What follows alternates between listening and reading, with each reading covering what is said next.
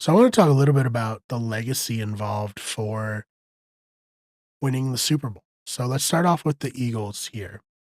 What would this mean for the Eagles and their franchise? So right off the bat, Jalen Hurts is a legend in Philadelphia. Nick Sirianni probably as well. But Jalen Hurts, he lives up to the contract that they decided to give him.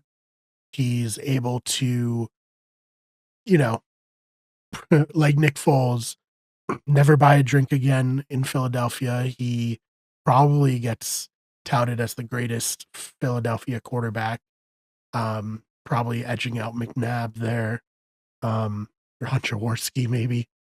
But I think for him, he'd be the first one of that draft class, the really storied 2020 draft class that included Joe Burrow, who almost won a Super Bowl, and then, of course, Justin Herbert, Tua, Jalen Hurts there to he'd be the first one to win a Super Bowl, Jordan Love as well.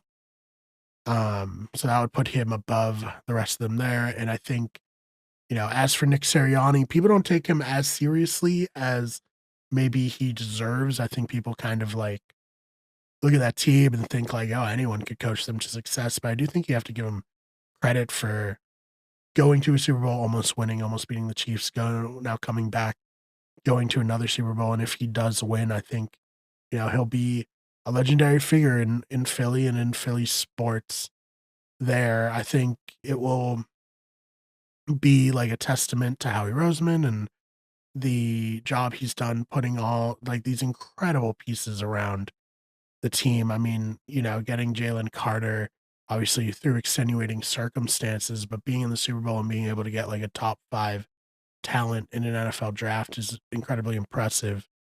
There, the it's very interesting because they won the Super Bowl in 2018.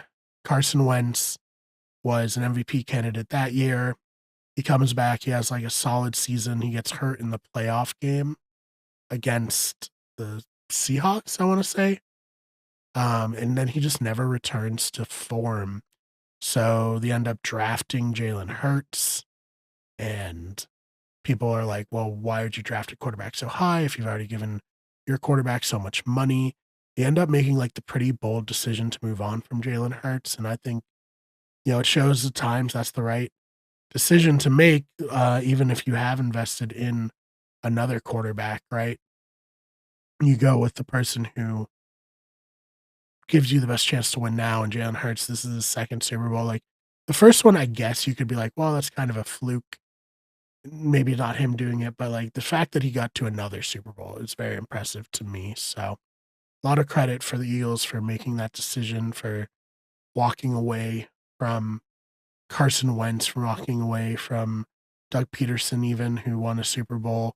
And now, they've just been on a great organizational run since the 2000s, right? Like, what, like 8 conference championship games, 4 Super Bowls now. Just so impressive. So that would be the legacy. I would put the Eagles as one of the like more upper echelon teams in the league too because of this sustained success they've had with different coaches, Andy Reid, Doug Peterson, now Nick Sirianni, different quarterbacks, Donovan McNabb, Michael Vick, Nick Foles, Carson Wentz, and now Jalen Hurts. So I think, that all is what it means for the Eagles to win this Super Bowl. If you're an Eagles fan, I'd love to hear your thoughts. What do you think this means for the legacy of the Eagles should they win the Super Bowl? Should they especially upset Patrick Mahomes and prevent him from three-peating? Let me know in the comments.